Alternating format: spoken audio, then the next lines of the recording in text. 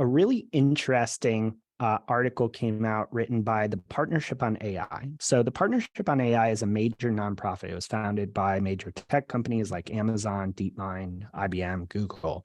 And it exists as kind of an industry nonprofit to research and share best practices around the development and deployment of AI.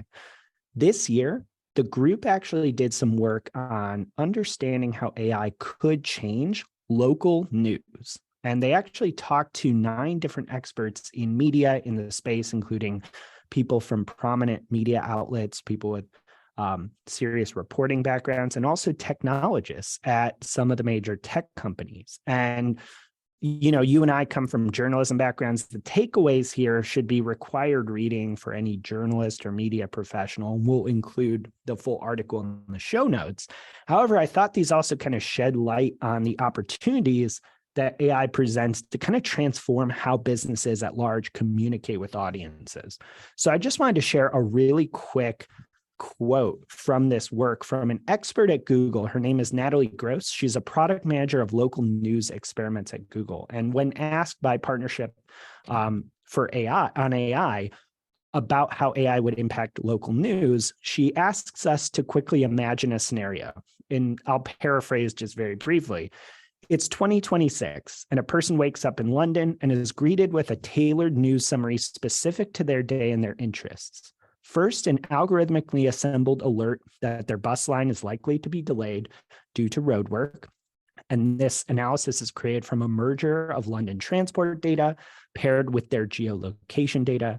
Next, they actually get an advertisement from a local venue that a band they'd like to see is playing tonight, and tickets are 10% off. A reader-reported insight comes up next. There was a car break-in very close to their apartment yesterday, but the data widget beside the insight puts in context that car break-ins are actually dropping in their specific neighborhood. Finally, they see an in-depth article about air quality in London, a topic they read about often by their favorite journalist. So, Paul, you graduated with a journalism degree. I worked for a bit as a journalist. This is a topic near and dear to our hearts.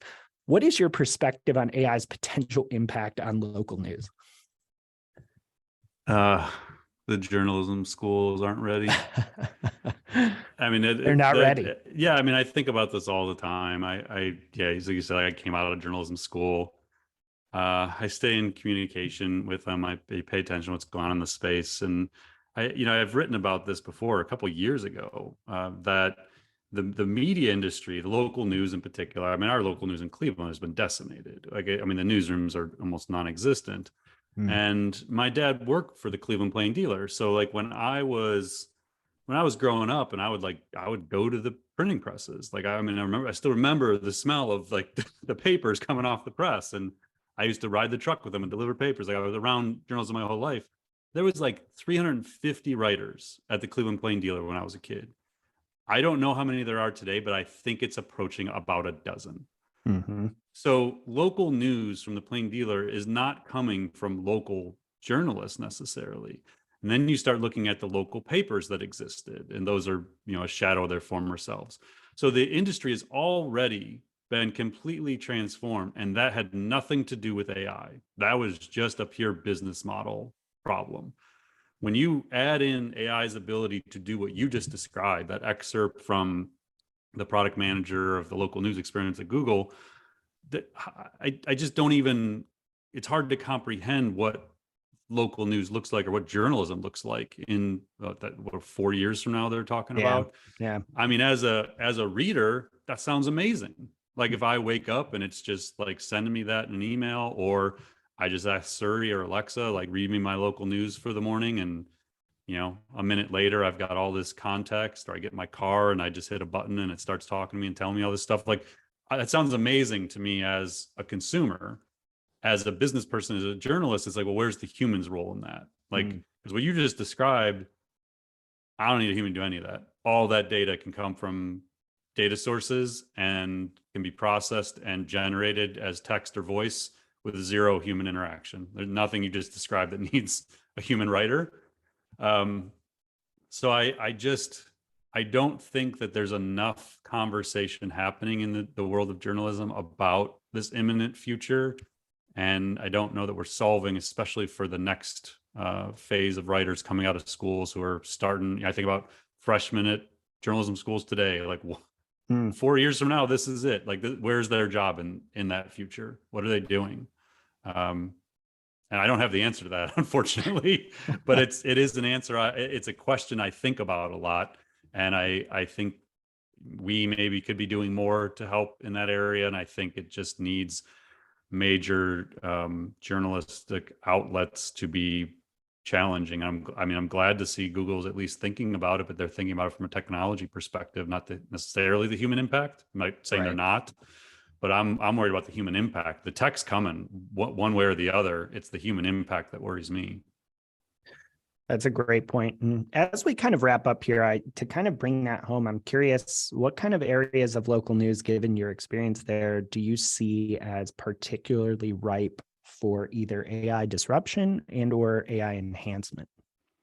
The enhancement, I mean, the disruption seems obvious. The enhancement one is interesting when you think about the ability to train these models on specific journalists or specific publications.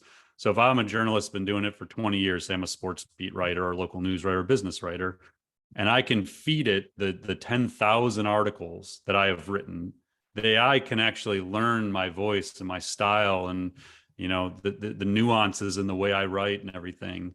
And it can start to output that. And again, you could look at that as, one, am I just replacing myself? It's like, well, maybe, I guess, if that's the perspective you take. But if you think about that assistive writing engine, that's not just trained on all this general knowledge, and it's trained on you. And now the AI not just helps you write, but it helps to write in your style.